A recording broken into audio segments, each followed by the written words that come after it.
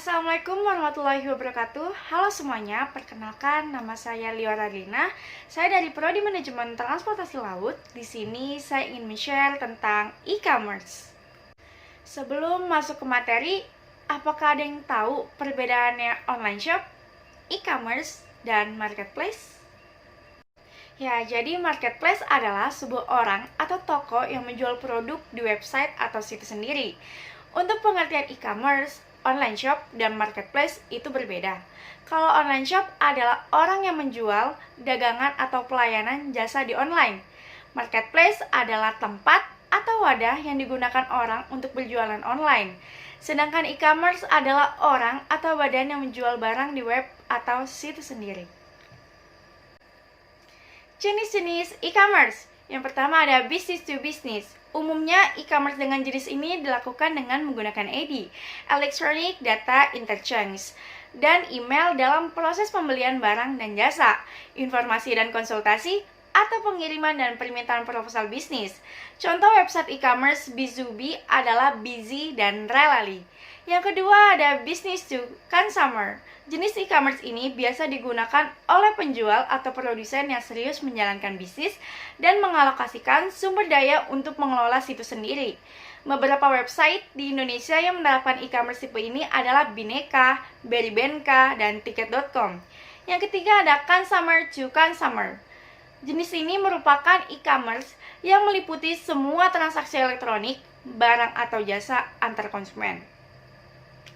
Umumnya transaksi ini dilakukan melalui pihak ketiga yang menyediakan platform online untuk melakukan transaksi tersebut. Contohnya itu ada seperti Belanja dan Elevenia. Yang keempat ada consumer to business. Adalah jenis consumer dengan pembalikan utuh dari transaksi, pertukaran atau jual beli barang secara tradisional, seperti barter contohnya. Nah, kelima, business to administration adalah jenis e-commerce yang mencakup semua transaksi yang dilakukan secara online antara perusahaan dan administrasi publik.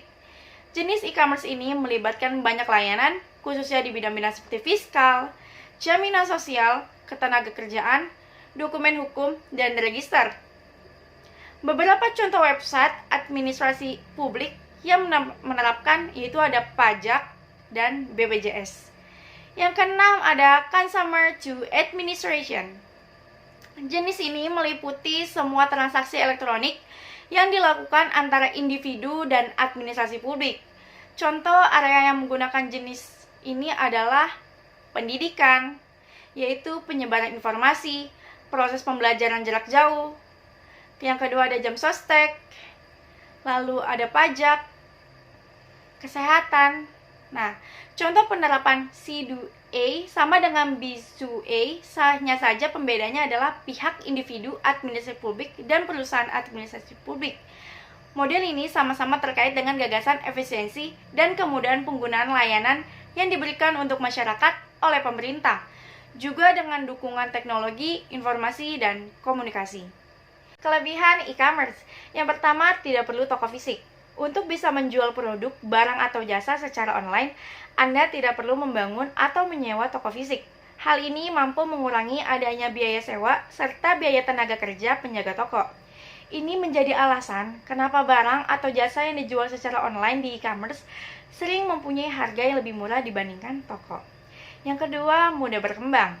Ini merupakan implikasi dari poin pertama. Salah satu dari kelebihan e-commerce adalah Anda bisa dengan mudah dan cepat dalam mengembangkan bisnis. Karena biaya yang harus Anda keluarkan tidak sebanyak bila Anda membangun toko offline. Selain itu, tingkat kepraktisan yang ditawarkan oleh e-commerce pun mampu membuat beberapa konsumen lebih memilih untuk melakukan belanja di online. Yang ketiga, memiliki pilihan produk dan layanan lebih bervariasi. Sebagai seorang konsumen, orang bisa langsung memilih supplier atau penjual yang menawarkan pilihan produk dan layanan sesuai dengan kebutuhannya. Mau membandingkan harga termurah pun menjadi mudah. Yang keempat, efisiensi biaya. Sebagai pelaku usaha, bisa menghemat biaya administrasi dan promosi jauh lebih besar dibandingkan dengan usaha konvensional. Kekurangan e-commerce. Yang pertama, belum ada peraturan atau undang-undang yang mengatur bisnis e-commerce. Kekurangan bisnis e-commerce adalah minimnya atau belum ada peraturan yang mengatur secara spesifik, baik nasional maupun internasional. Yang kedua, rawan penipuan. Maraknya penipuan transaksi jual beli online menjadi salah satu momok tersendiri bagi pelaku usaha yang jujur. Konsumen yang memiliki pengalaman kurang bagus bakal malas melakukan pembelian secara online. Apalagi budaya pasar menolak sistem perdagangan secara online yang tidak memberikan kesempatan pada konsumen untuk menyentuh barang secara langsung. Misalnya, Anda membeli baju dengan material sifon, katun, polister, dan lain-lain, sedangkan konsumen masih minim pengetahuan tersebut terhadap jenis kain tersebut. Yang ketiga, produk asli tidak sesuai dengan gambar yang ditampilkan di website.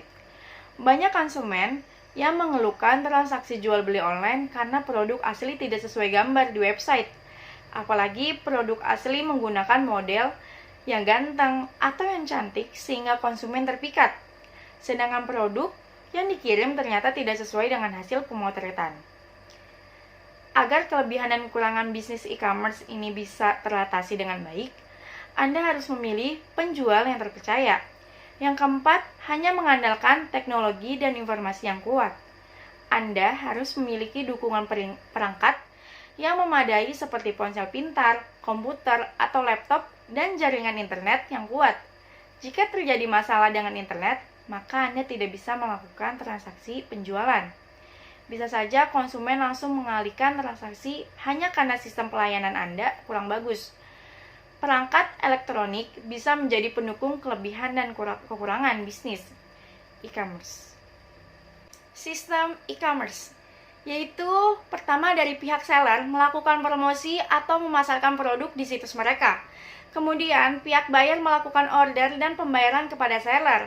Setelah itu pihak seller akan melakukan proses order, lalu pihak seller mengirim ke jasa ekspedisi agar produk usahanya dikirim kepada buyer. Setelah itu pihak buyer menerima produk dan melakukan penilaian kepada seller bersangkutan. Yang mempengaruhi pertumbuhan e-commerce. Yang pertama ada pertumbuhan penduduk meningkat.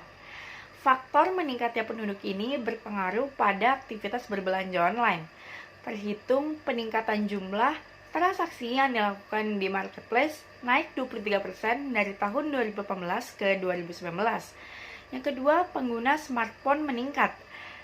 Besarnya angka pengguna smartphone di Indonesia didasari oleh kebutuhan saat ini.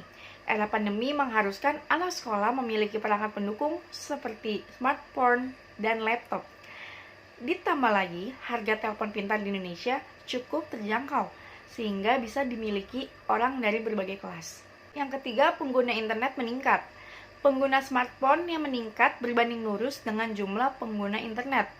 Tercatat 70% pengguna internet di Indonesia menggunakan ponsel pintar untuk menjelajah internet. Yang keempat, banyaknya pengguna media sosial. Umumnya pembelian barang di e-commerce dipengaruhi juga oleh strategi marketing yang dilakukan penjual di media sosial. Maka dari itu banyaknya pengguna media sosial di Indonesia berpengaruh besar pada peningkatan laju e-commerce. Faktor terakhir yang mempengaruhi tingginya angka pertumbuhan e-commerce di Indonesia adalah teknologi finansial yang semakin berkembang.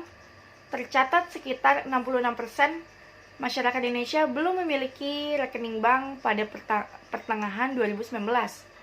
Lonjakan penggunaan uang elektronik ini yang mendukung laju pertumbuhan marketplace di Indonesia semakin pesat. Pembayaran dengan e-money yang mudah membuat masyarakat Indonesia lebih menyukai berbelanja di toko online. Demikian yang bisa saya sampaikan, kurang lebihnya mohon maaf. Assalamualaikum warahmatullahi wabarakatuh.